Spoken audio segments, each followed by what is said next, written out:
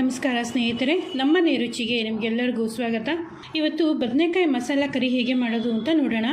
ಇದು ಚಪಾತಿ ಜೊತೆ, ಅಕ್ಕಿ ರೊಟ್ಟಿ ಜೊತೆ, ಅನ್ನದ ಜೊತೆ ಸಹ ಚೆನ್ನಾಗಿರುತ್ತೆ.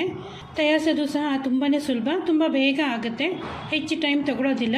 ಮನೆಯಲ್ಲೇ ಇರೋವಂಥ ಬೇಸಿಕ್ ಮಸಾಲೆ ಸಾಮಗ್ರಿಗಳ ಜೊತೆ ತಯಾರಿಸ್ಕೋಬೋದು. ಒಂದ್ಸಲ ಟ್ರೈ ಮಾಡಿ ನೋಡಿ, ಖಂಡಿತವಾಗ್ಲೂ ನೀವು ಇಷ್ಟಪಡ್ತೀರಾ.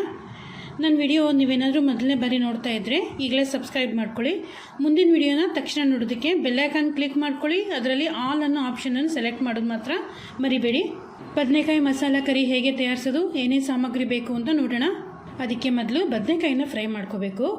ಬಾಣಲೆಗೆ 3-4 ದೊಡ್ಡ ಚಮಚ ಎಣ್ಣೆ ಹಾಕ್ಕೊಂಡು ಇದಕ್ಕೆ ಚೆನ್ನಾಗಿ ತೊಳೆದು ಉದ್ದುದಕ್ಕೆ ಕಟ್ ಮಾಡಿರುವಂಥ, ಅಂದರೆ 4 ಭಾಗವಾಗಿ ಕಟ್ ಮಾಡಿರುವಂಥ ಬದನೆಕಾಯಿನ ಹಾಕ್ಕೋತಾ ಇದ್ದೀನಿ. ಗುಂಡು ಬದನೆಕಾಯಿ ನಾನು ತೋರಿಸ್ತಾ ಇದ್ದೀನಲ್ಲ, ಆ ರೀತಿ 4 ಭಾಗವಾಗಿ ಕಟ್ ಮಾಡಿರಬೇಕು. ಆದರೆ ಬದನೆಕಾಯಿ ಬೇರೆ ಬೇರೆಯಾಗಿ ಹೋಳಾಗಿರಬಾರ್ದು. ಈ ಬದನೆಕಾಯಿನ ಹಾಕ್ಕೊಂಡು ಲೋ ಮೀಡಿಯಮ್ ಫ್ಲೇಮಲ್ಲಿ ಬದನೆಕಾಯಿನ ಸ್ವಲ್ಪ ಹೊತ್ತು ಫ್ರೈ ಮಾಡ್ಕೊಳ್ಳೋಣ.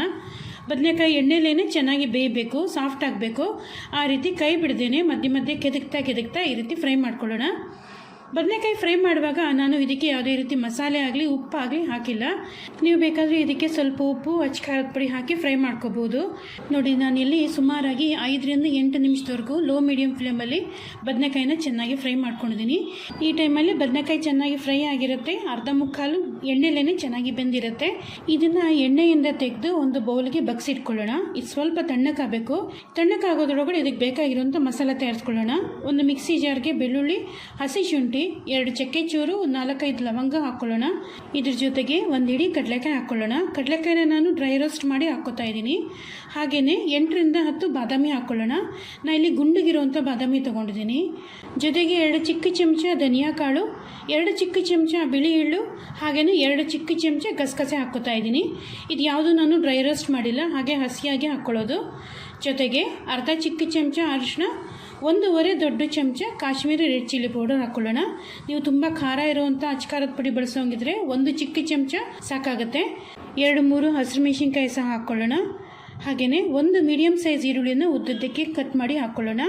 ಅರ್ಧ ಕಪ್ಪು ಫ್ರೆಶ್ ಆಗಿ ತುರಿದಿರೋಂಥ ತೆಂಗಿನ ತುರಿ, ಕೊನೆಯದಾಗಿ 2 ಚೆನ್ನಾಗಿ ಹಣ್ಣಾಗಿರೋಂಥ ಟೊಮೆಟೊನೂ ಸಹ ಹಾಕ್ಕೊಂಡು ಸ್ವಲ್ಪ ನೀರು ಹಾಕಿ ಇದಿಷ್ಟನ್ನು ನುಣ್ಣಗೆ ರುಬ್ಕೊಳ್ಳೋಣ.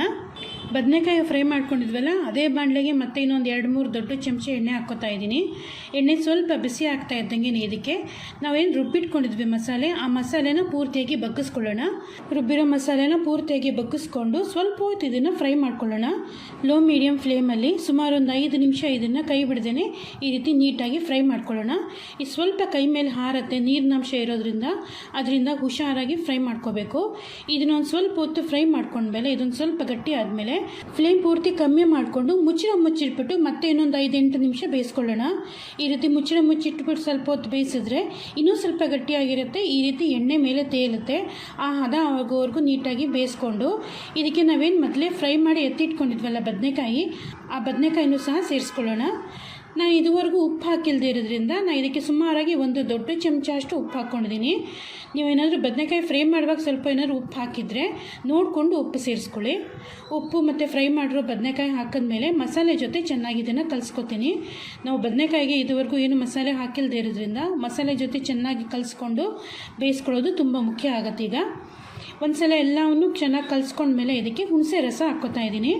ನಾನಿಲ್ಲಿ ಒಂದು ನಲ್ಲಿಕಾಯಿ ಗಾತ್ರಷ್ಟು ಹುಣಸೆ ಹಣ್ಣನ್ನು ಬಿಸಿನೀರಲ್ಲಿ ನೆನೆಸಿ ತೆಳುವಾಗಿ ರಸ ತೆಗೆದಿಟ್ಕೊಂಡಿದ್ದೆ, ಅದನ್ನು ಹಾಕ್ಕೊಂಡಿದ್ದೀನಿ.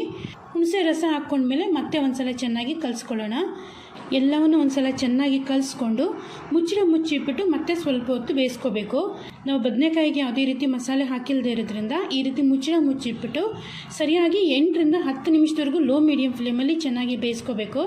ಬದನೆಕಾಯಿಗೆ ಉಪ್ಪು, ಖಾರ, ಮಸಾಲೆ ಎಲ್ಲವನ್ನೂ ಹತ್ತುತ್ತೆ. ಬದನೆಕಾಯಿ ಸಹ ಚೆನ್ನಾಗಿ ಬೆಂದು ಪೂರ್ತಿಯಾಗಿ ಸಾಫ್ಟ್ ಆಗುತ್ತೆ. ಮಧ್ಯೆ 1-2 ಸಲ ಮುಚ್ಚಳ ತೆಗೆದು ಕೆದಕಬೇಕು. ಕೆದಕೋದು ಮಾತ್ರ ಮರಿಬಾರ್ದು. ಒಂದ್ಸಲ ಚೆನ್ನಾಗಿ ಬೇಯಿಸ್ಕೊಂಡ್ಮೇಲೆ ಇನ್ನೂ ಗಟ್ಟಿ ಅಂತ ಅನ್ನಿಸ್ತಾ ಇದ್ದರೆ ನೀರು ಅಗತ್ಯ ಇದೆ ಅಂದರೆ ನೀರು ಸಹ ಸೇರಿಸ್ಕೋಬೋದು. ಇನ್ನು ಉಪ್ಪು ಖಾರ ಅಗತ್ಯ ಇದೆ ಅಂದರೆ ಒಂಚೂರು ಟೇಸ್ಟ್ ನೋಡಿಬಿಟ್ಟು ಉಪ್ಪು ಖಾರ ಅಗತ್ಯ ಇದ್ದರೆ ಅದನ್ನು ಸಹ ಹಾಕಿ ಹದ ಮಾಡ್ಕೊಳ್ಳೋದು. ಚೆನ್ನಾಗಿ ಒಂದ್ಸಲ ಎಲ್ಲವನ್ನು ಕುದಿಸಿದ್ಮೇಲೆ ಕೊನೆಯದಾಗಿ ಇದಕ್ಕೆ ಸ್ವಲ್ಪ ಕೊತ್ತಂಬರಿ ಸೊಪ್ಪನ್ನು ಸಹ ಸಣ್ಣದಾಗಿ ಕಟ್ ಮಾಡಿ ಹಾಕ್ಕೊಂಡು ಕೊನೆಯಲ್ಲಿ ಒಂದ್ಸಲ ಚೆನ್ನಾಗಿ ಕಲಿಸ್ಕೊಳ್ಳೋಣ. ಕೊನೆಯಲ್ಲಿ ಒಂದ್ಸಲ ಚೆನ್ನಾಗಿ ಕಲಿಸ್ಕೊಂಡ್ರೆ ಬದನೆಕಾಯಿ ಮಸಾಲೆ ಕರಿ ತಯಾರಾಗಿರುತ್ತೆ. ಇದನ್ನು ಬಿಸಿ ಬಿಸಿ ಚಪಾತಿ ಜೊತೆ ಸರ್ವ್ ಮಾಡ್ಬೋದು. ಚಪಾತಿ ಜೊತೆ ತಿನ್ನೋಕ್ಕೆ ಚೆನ್ನಾಗಿರುತ್ತೆ, ಅಕ್ಕಿ ರೊಟ್ಟಿ ಜೊತೆ ತಿನ್ನೋಕ್ಕೂ ಸಹ ಚೆನ್ನಾಗಿರುತ್ತೆ. ಅಥವಾ ಇದನ್ನು ಪುಲ್ಕ ಅಥವಾ ಪ್ಲೇನ್ ಪರೋಟ ಅಥವಾ ಯಾವುದಾದ್ರೂ ಸಿಂಪಲ್ ಆಗಿರೋಂಥ ಪುಲಾವ್ಗಳ ಜೊತೆ ಸಹ ಸರ್ವ್ ಮಾಡ್ಬೋದು. ಅದಕ್ಕೂ ಸೈಡ್ ಡಿಶ್ ಆಗಿ ಚೆನ್ನಾಗಿ ಅನಿಸುತ್ತೆ.